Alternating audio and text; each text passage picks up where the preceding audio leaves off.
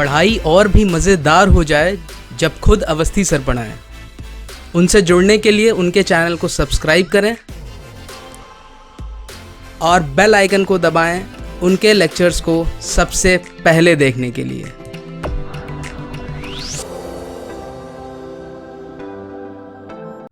Hello students and welcome back to the next lecture of alternating circuits.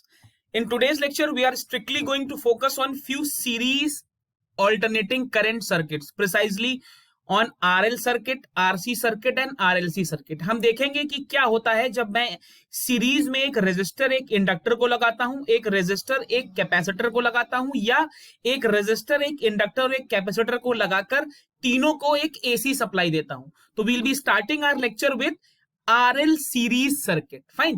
आपके सामने diagram में I have given an RL series circuit. The voltage across the resistor is VR. The voltage across the inductor is VL. And the supply EMF या supply voltage is E is equal to E naught sin omega t. The current in the circuit is I. Since this is a series circuit, so current will be same in both the cases. Now, the most important thing is how do we start analyzing these series circuit? So in order to analyze these circuits, we'll be taking help of the phasor diagram, which we have extensively discussed in the previous lecture. Fine. हम phasor की मदद से इन सभी circuits का resultant voltage या impedance check करेंगे। ठीक है बच्चों, तो सबसे पहले देखें, इस सर्किट में मेरे को एक रेजिस्टर दिख रहा है और एक इंडक्टर दिख रहा है। अब अगर मैं रेजिस्टर की बात करूं तो for a purely resistive circuit the voltage and the current are in same phase, we know this. तो ध्यान से देखेंगे मैं कैसे बना रहा हूं। मैं एक्स एक्सिस को ही बच्चों रेफरेंस ले रहा हूं, ये मेरी एक्स एक्सिस है, इसको ही मैंने रेफरेंस लिया हुआ है। अब यहां पर देखिए सबसे पहले मैं क्या बना रहा हूं, V R, this is V R. अब मुझे मालूम है V R and I R in same phase. तो अगर मैंने वी आर ऐसा बनाया है तो आई आर ऐसा बनेगा। अब देखो इंपॉर्टेंट चीज क्या है जो मुझे ध्यान देनी है, that current is same for both R and L. भाई ये तो सीरीज सर्किट है, तो चाहे रेजिस्टर की बात करूं चाहे इंडक्टर की बात करूं, दोनों पे करंट सेम रहेगा बट वोल्टेज अलग अलग रहेगा। ठीक है ना। अब बात करता हूं इंडक्टर के वोल्टेज की। तो what is the relation between the inductor's voltage and its current. तो यहां पर I would like to clear it. Rule है एक, इसको याद रखने का बच्चों, CIVIL, सिविल। इससे कभी कोई कंफ्यूजन नहीं रहेगा। अब देखो इसको डिकोड कैसे करेंगे। C स्टैंड्स फॉर कैपेसिटर, तो कैपेसिटर में current leads the voltage, I is for current and V is for voltage. तो कैपेसिटर में हमेशा current will lead the voltage. और L स्टैंड्स फॉर इंडक्टर, तो इंडक्टर के केस में क्या है, वोल्टेज पहले आ रहा है करंट बाद में आ रहा है।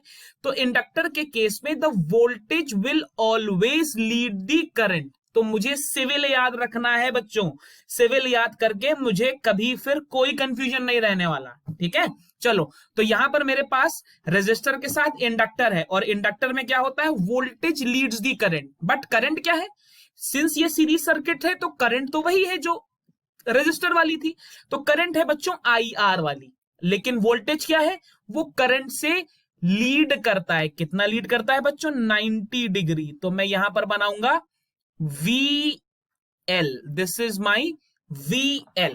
अब मेरे पास दो वोल्टेजेस हैं, एक VL एक VR।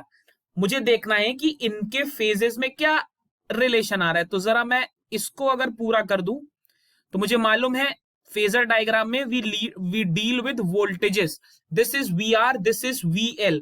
तो by the law of parallelogram मैं लिख सकता हूं this is my resultant voltage, this is my resultant voltage. इसको मैं E बोल रहा हूं और V बोल रहा हूं, this is my resultant voltage. अब यहां पर देखो, अगर मैं इस डायग्राम को अलग से बनाऊं तो this is my VR and this is my VL। ये दो वेक्टर्स हैं, दोनों वेक्टर के बीच में बच्चों एंगल कितना है, 90 डिग्री का है। तो मुझे मालूम है जब दो वेक्टर्स के बीच का एंगल 90 डिग्री होता है तो what is their resultant, E square is equal to VL square plus VR square plus 2 VL VR cos 90, law of parallelogram of vectors, 90 is 0। तो मैं लिख सकता हूं E is equal to under root VL square plus VR square. This is the resultant voltage. ध्यान से समझेंगे, this is the resultant EMF या resultant voltage.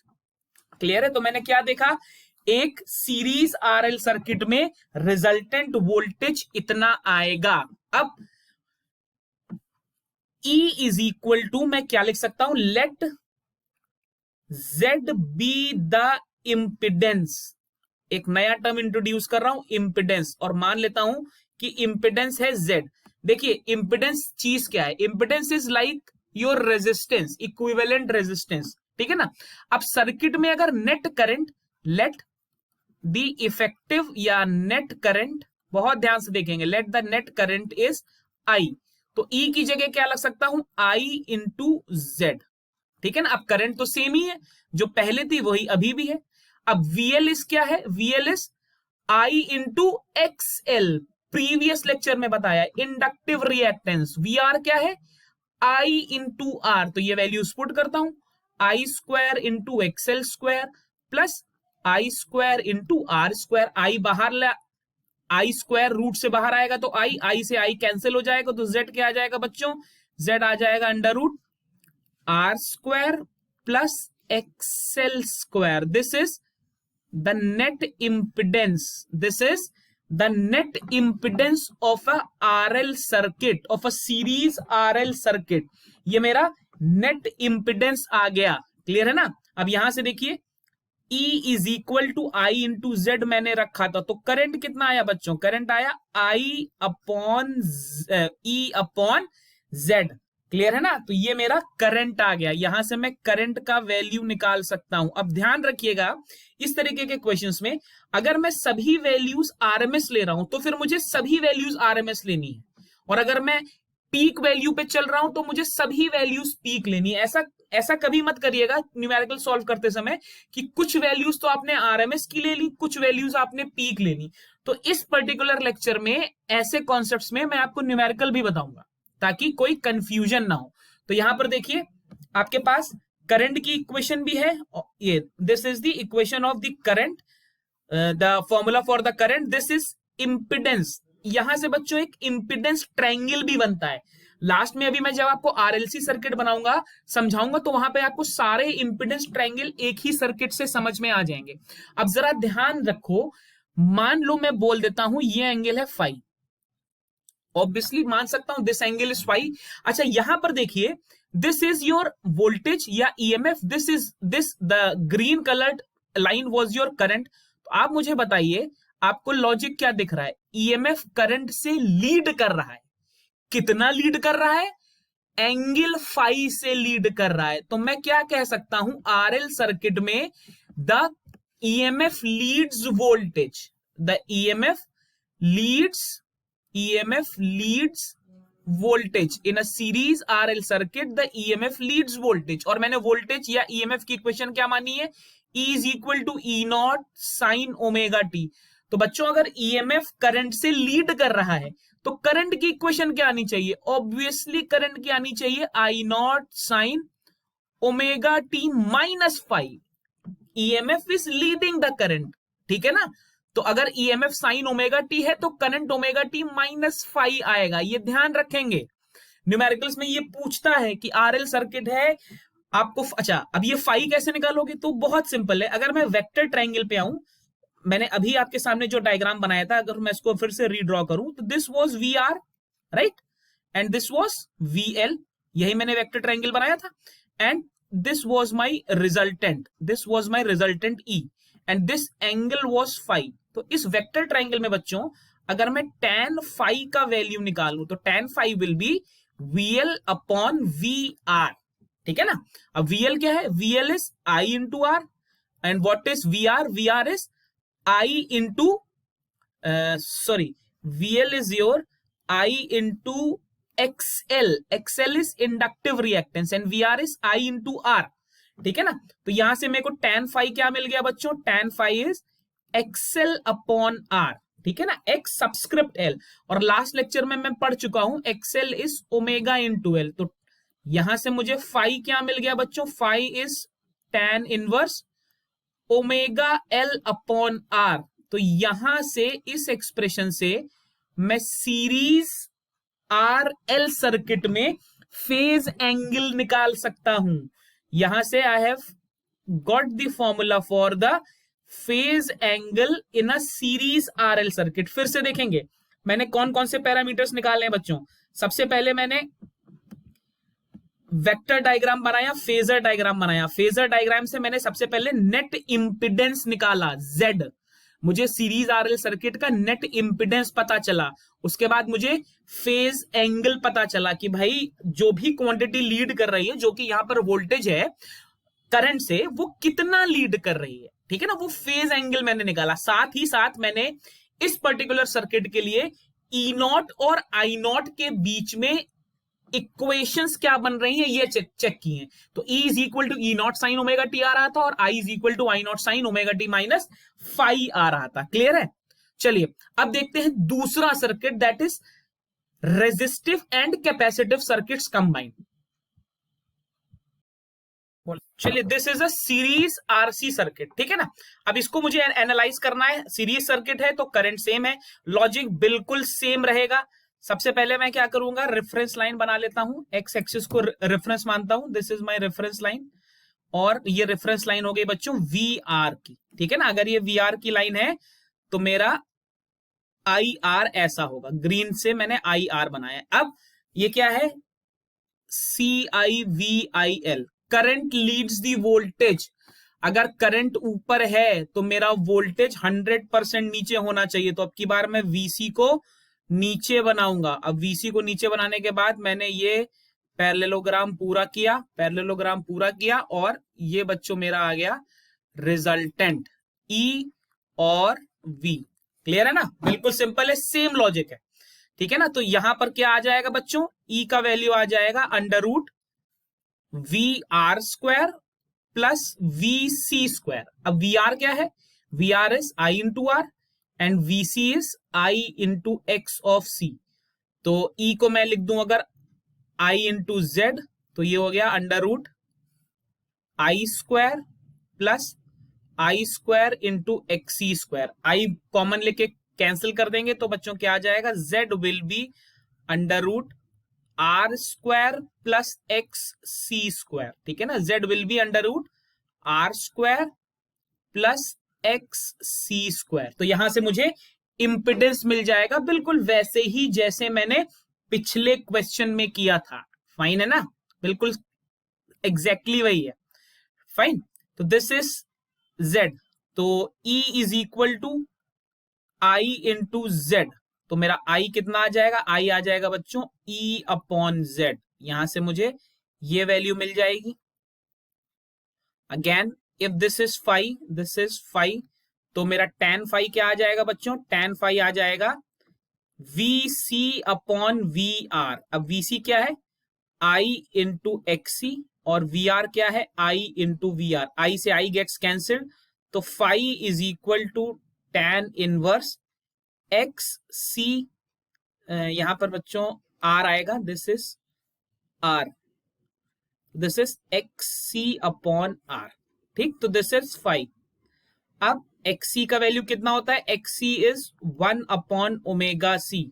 तो फाई की वैल्यू लिख सकता हूं tan inverse 1 upon omega C into R। तो this will be my value for phase angle phi, ठीक है ना।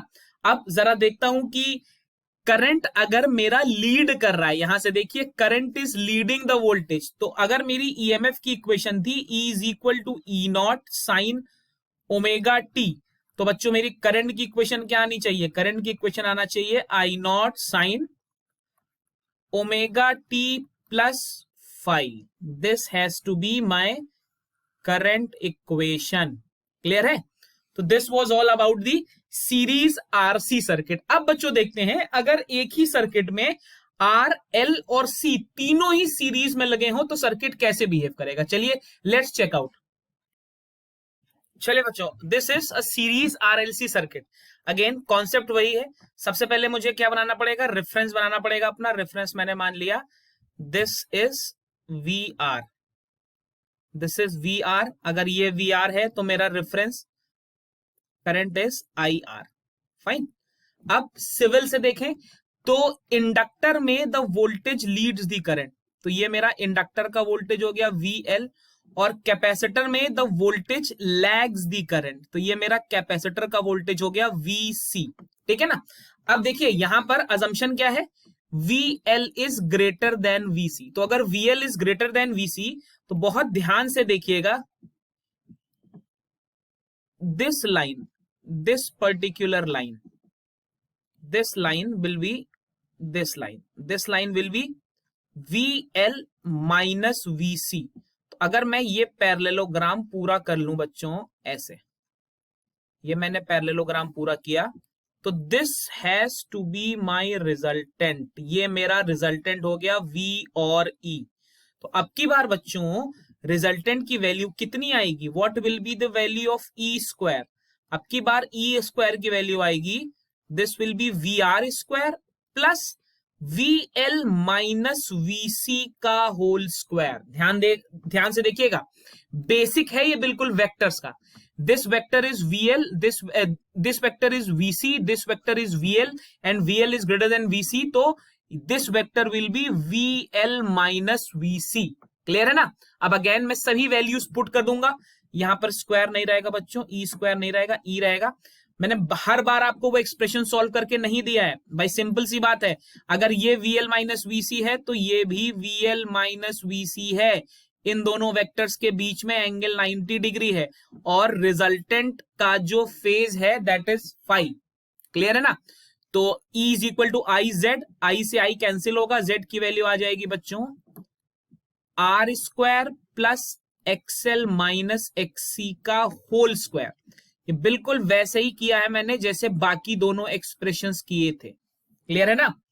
ये बिल्कुल वैसे ही हुआ है बच्चों जैसे बाकी दोनों एक्सप्रेशंस हुए थे। यहां पर tan फाई का वैल्यू कितना आ जाएगा, tan फाई का वैल्यू बच्चों आ जाएगा V L minus V C upon V R. Clear है ना।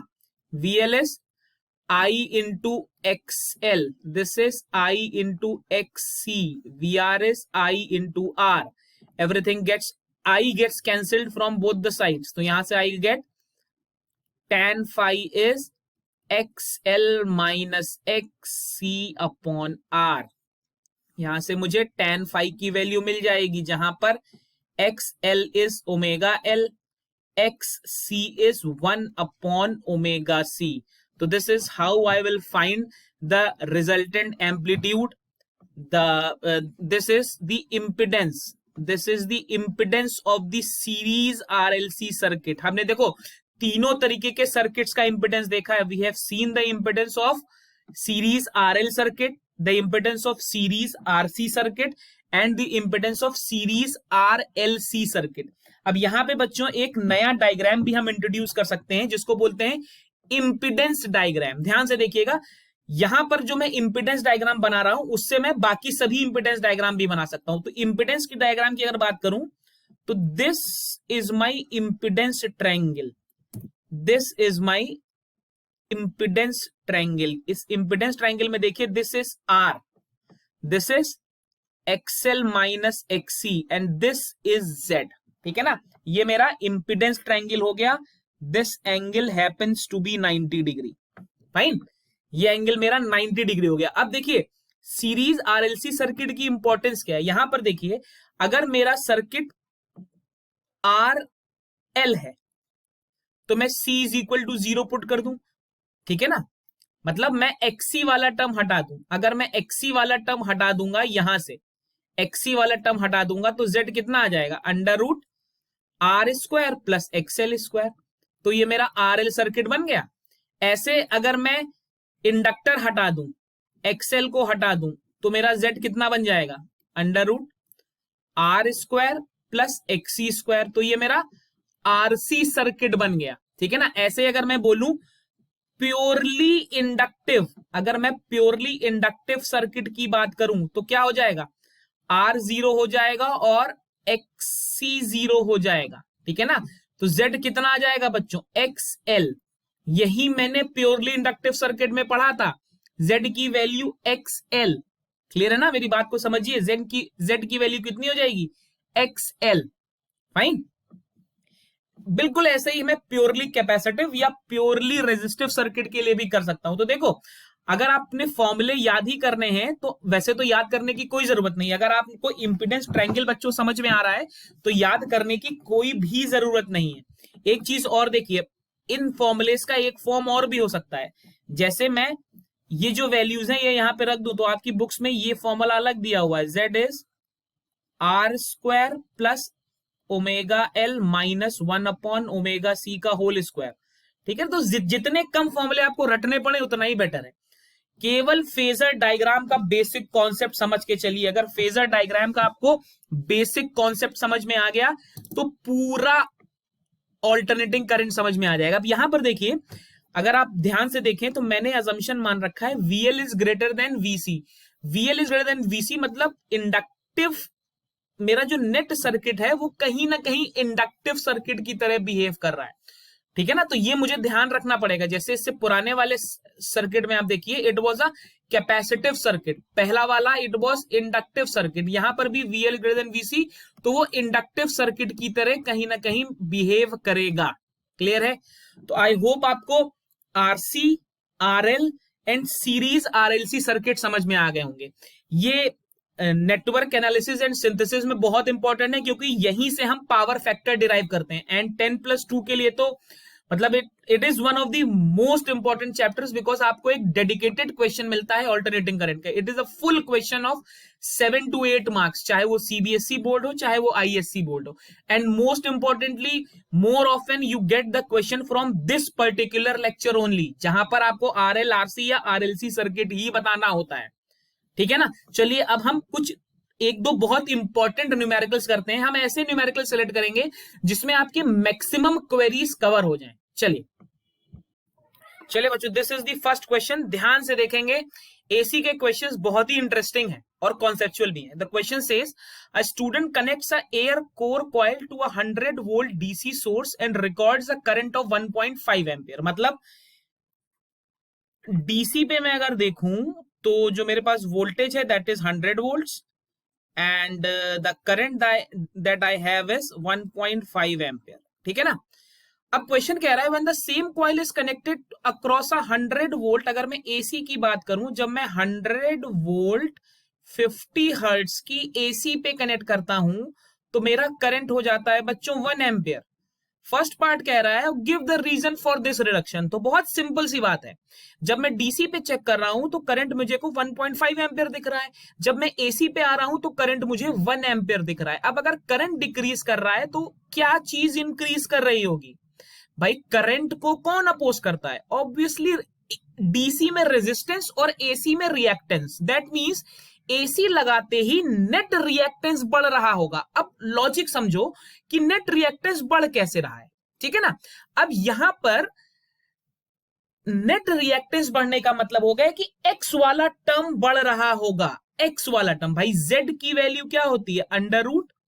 √R² plus x²। भाई x अगर इंडक्टिव है तो XL हो जाता है, अगर कैपेसिटिव है तो XC हो जाता है। राइट, बहुत सिंपल सी बात है। यहां पर क्या हो रहा है कि I घट रहा है, इसका मतलब ये जो x आ रहा है ये बढ़ रहा है। क्यों? क्योंकि I की वैल्यू होती है V/Z।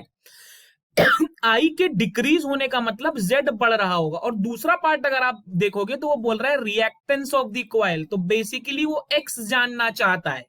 ठीक है ना, तो यहां से मैं R निकाल सकता हूं, V is equal to IR, तो R is equal to V/I, that is 100/1.5 amperes. ठीक है ना, दिस इज 100/1.5। इसको सॉल्व करोगे तो यू विल गेट 66.7 ओम्स। मैं आंसर सीधे लिख रहा हूं, आप सॉल्व कर लोगे। ठीक है ना, अब जरा यहां पे आते हैं, एसी में आते हैं।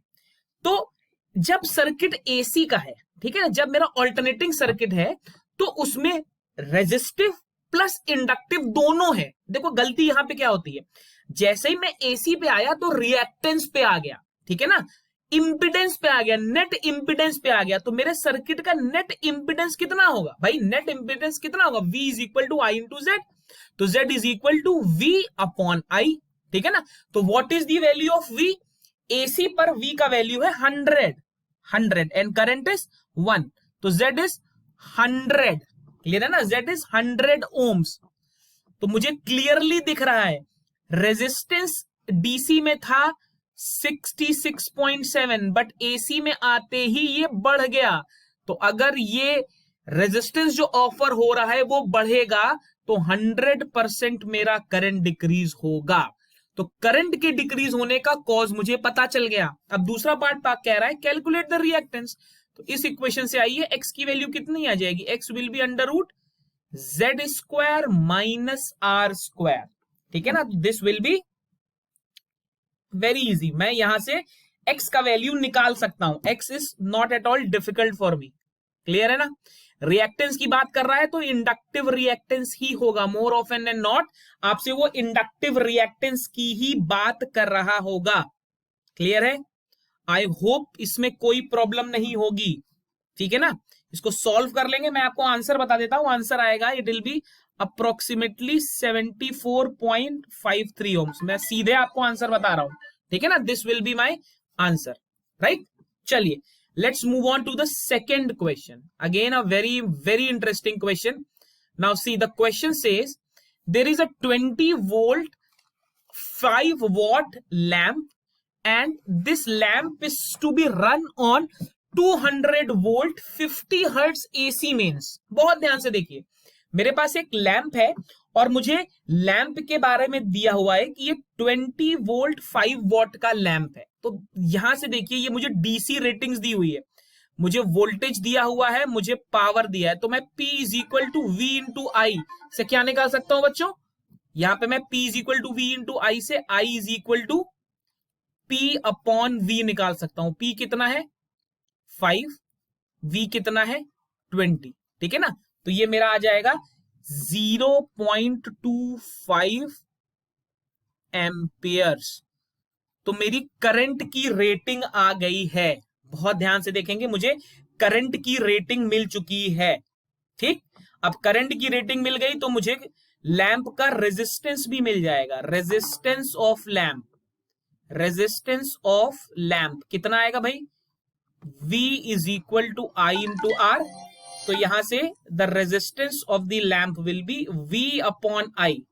V is 0.25 and I happens to be the value of voltage is 20 and the value of current is 0.25, ठीक है ना। तो यहां से मेरे को करंट मिल जाएगी, दिस विल बी, ये हटाऊंगा 2 0 लगाऊंगा 80 ओम का रेजिस्टेंस है कॉइल का, ठीक है ना, जो लैंप का, सॉरी लैंप का रेजिस्टेंस मुझे पता चल गया है, लैंप का रेजिस्टेंस है 80 ओम्स और लैंप की करंट रेटिंग है 0.25। अब क्वेश्चन कह रहा है कि मुझे इस लैंप को 20 वोल्ट 50 हर्ट्ज के एसी पे चलाना है। अब वो कौन सी कंडीशन है जब ये लैंप इस एसी पे नहीं चल पाएगा, अगर इस एसी सप्लाई ने इसको रेटेड करंट से ज्यादा करंट दे दी, भाई 0.25 एम्पियर से ज्यादा करंट ये नहीं ले सकता, अगर इसको 0.25 एम्पियर से ज्यादा की करंट दे दी गई तो प्रॉब्लम है, फ्यूज हो जाएगा लैंप। तो जब मैं इस लैंप को एसी पे चला रहा हूं तो मुझे इंश्योर करना है कि मैं इसकी करंट रेटिंग की लिमिट्स में रहूं, मतलब मैं ये कोशिश करूंगा कि इस पर एक्स्ट्रा करंट ना ड्रॉ हो। तो एक्स्ट्रा करंट ना ड्रॉ करने के लिए मुझे क्या करना पड़ेगा, इसका रिएक्टेंस बढ़ाना पड़ेगा। बट मेरा क्वेश्चन कह रहा है फाइंड द कैपेसिटर रिक्वायर्ड, तो इसका कैपेसिटेंस रिक्वायर्ड, तो इसका मतलब मैं रिएक्टेंस की जगह बेसिकली एक्स ऑफ सी लगाऊंगा, मैं एक कैपेसिटर लगा दूंगा सीरीज में जिससे नेट करंट घटेगी और नेट करंट घटने से मेरे सर्किट में इतनी करंट नहीं आएगी कि वो रेटिंग को क्रॉस कर जाए। तो बहुत सिंपल है, Z is equal to under root R square plus XC square, यहां से XC की वैल्यू मुझे मिल जाएगी, XC will be Z square minus R square, ठीक है ना, इसमें कोई डाउट नहीं होना चाहिए किसी को। So very very good question, ठीक है ना। Z is R square plus XC square, यहां से मुझे XC मिल जाएगा, अगर मुझे XC मिल गया तो मेरा काम बन जाएगा, ठीक है ना। क्यों, क्योंकि XC is nothing but 1 upon omega C, ठीक है ना, XC is nothing but 1 upon omega C. अब यहां पर बेसिक लॉजिक देखिए, मुझे यूज क्या करना है, मुझे यूज करना है E is equal to I into Z, ठीक है ना, या I is equal to E upon Z, क्यों ये यूज करना है भाई? करंट रेटिंग मेरे पास है, मेरे पास ऑलरेडी सर्किट का करंट रेटिंग है। ध्यान से देखिए, करंट रेटिंग मैं निकाल चुका हूं भाई। कितना? 0.25 एम्पियर से ज्यादा का करंट मैं नहीं चाहता कि सर्किट में फ्लो करे। वोल्टेज सर्किट का कितना है? देखिए 200 वोल्ट पे मुझे चलाना है, तो 200 वोल्ट पे मैंने चला दिया। अब नीचे Z की जगह क्या आ जाएगा? R square. सर्किट का रेजिस्टेंस कितना है बच्चों? 80 का स्क्वायर। और यहां से देखिए XC की जगह क्या मैं रखूंगा? 1/ओमेगा इंटू C का होल स्क्वायर। ओमेगा होता है बच्चों 2πf, ठीक है ना? तो 2 into pi is 3.14, F is 50 hertz, frequency मुझे दी है, तो ये आ जाएगा 314। तो ये मेरा इक्वेशन सॉल्व होके आ गया। मेरी इक्वेशन बन जाएगी 0.25 is equal to 200 divided by under root 80 का स्क्वायर प्लस 1/314 C का होल स्क्वायर। अब देखिए इस इक्वेशन में मेरे पास सिर्फ एक ही अननोन है। I can solve it. Solve करके मैं आपको आंसर बता देता हूं। C का वैल्यू आएगा लगभग 4 माइक्रोफेरेड के आसपास, ठीक है ना? देखो बच्चों, ऑल्टरनेटिंग करंट में कैलकुलेशंस थोड़े से लेंदी होंगे, फाइन। तो ISC बोर्ड्स में या इंजीनियरिंग स्टूडेंट्स के लिए तो कोई प्रॉब्लम नहीं, आपके पास कैलकुलेटर्स अब भाई अलाउड है, बट एनसीईआरटी में कैलकुलेटर इज नॉट अलाउड। तो प्लीज मेक श्योर कि आप इस तरह के कैलकुलेशंस की प्रैक्टिस जरूर कर लें। क्लियर है? चलिए अब RLC सर्किट के क्वेश्चंस चेक करते हैं। चलिए बच्चों, this question is for a series RLC circuit. This is the last question for the lecture.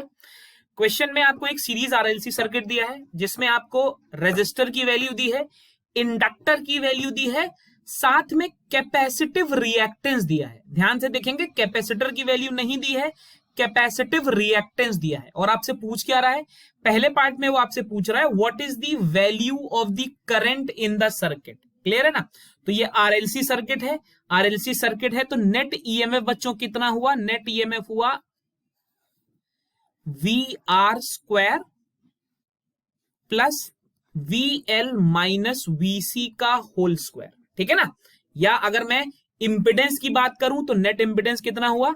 Under root R square plus XL minus XC का होल स्क्वायर, ठीक है ना? अब यहां पर देखिए XL की वैल्यू होती है omega into L। Omega is 2πf into L। Frequency आपको 50 हर्ट्ज दी हुई है। क्लियर है? तो ये कितना हो गया? ये हो गया 2 into pi is 3.14 into F is 50 into L is 0.1। तो this is 31.4 Henry. This is the value of XL, ठीक है ना? This is the value of XL, fine. चलो, XC आपको डायरेक्टली दिया हुआ है। XC आपको दिया हुआ है 14 ओम्स, ये आपको डायरेक्टली दिया हुआ है, ठीक। रेजिस्टर भी आपको डायरेक्टली दिया हुआ है। तो Z आ गया बच्चों, Z कितना आ गया? 12 का square plus XL difference XC 31.4 minus 14 का होल स्क्वायर, ये आपकी Z की वैल्यू आ गई, ठीक है ना? अगर मैं ये देखिए, ये CBSE बोर्ड के स्टूडेंट्स के लिए है, थोड़ा सा डाइसी, वरना तो आप कैलकुलेट करके आप सीधे निकाल सकते हो। मतलब ये 30 से थोड़ी सी ज्यादा आएगी, ठीक है ना? मैं कैलकुलेट नहीं कर रहा हूं, 30 से थोड़ी ज्यादा वैल्यू आएगी। वॉट एवर वैल्यू, कैलकुलेटर आपके सामने, आप निकाल सकते हो। मुझे करंट निकालना है, तो अब तो करंट आ गया भाई। करंट कितना आएगा? I is equal to V upon Z। V आपका है 200, Z आपका ये 30 क्या बच्चों, ये 20 के आसपास आना चाहिए। 30 नहीं आएगा, ये 20 के आसपास, 20 से थोड़ा ज्यादा आना चाहिए। सॉल्व कर लीजिएगा, मैं सॉल्व नहीं कर रहा हूं। मान लू अगर ये 20 आता तो आपको 10 एम्पियर करंट मिल जाती, ठीक है ना? फाइन, कैलकुलेट कर लीजिएगा। मैं इसको छोड़ रहा हूं, ठीक है? इसको Z बोल देता हूं। Z आपने यहां पे निकाला हुआ है, ये Z की वैल्यू यहां पर निकाल लीजिएगा, ठीक है ना? सेकेंड पार्ट में देखिए आपसे फेज एंगल पूछ रहा है, तो फेज एंगल इज अगेन, देखो इस पर्टिकुलर पार्ट में न्यूमेरिकल वैसे ही होंगे जैसे हमने क्वेश्चंस किए हैं। तो XL is 31.4, XC is 14, R is 12, ठीक है ना? तो 5 will be tan inverse 31.4 minus 14 upon 12। ठीक, यहां से आपको सीधे फाई का वैल्यू मिल जाएगा. This phi will be the phase angle. Fine. I hope आपको कॉन्सेप्ट समझ में आया होगा of basic RL circuit, RC circuit and series RLC circuit. साथ में हमने तीनों ही सर्किट्स पर एक एक क्वेश्चन भी कर लिया है. अब बच्चों यहां पर नेक्स्ट लेक्चर सबसे इंपॉर्टेंट हो जाता है. रीजन बीइंग, आरएलसी सर्किट पढ़ने के बाद जो हमारा नेक्स्ट टॉपिक अंडर कंसिडरेशन होगा that will be resonance in a series RLC circuit. हम सीरीज सर्किट में भी रेजोनेंस पढ़ेंगे और पैरेलल सर्किट में भी रेजोनेंस पढ़ेंगे. इंजीनियरिंग स्टूडेंट्स के लिए पैरेलल रेजोनेंस भी इक्वली इंपॉर्टेंट है. फाइन. तो the next lecture will be on the resonance in an AC circuit. I hope आपको लेक्चर फ्रूटफुल लगा होगा. In case you have found the content of the lecture worthy enough, do like it, share it, subscribe the channel if you haven't subscribed it yet. Most importantly, stay safe in this pandemic and study well. Thank you.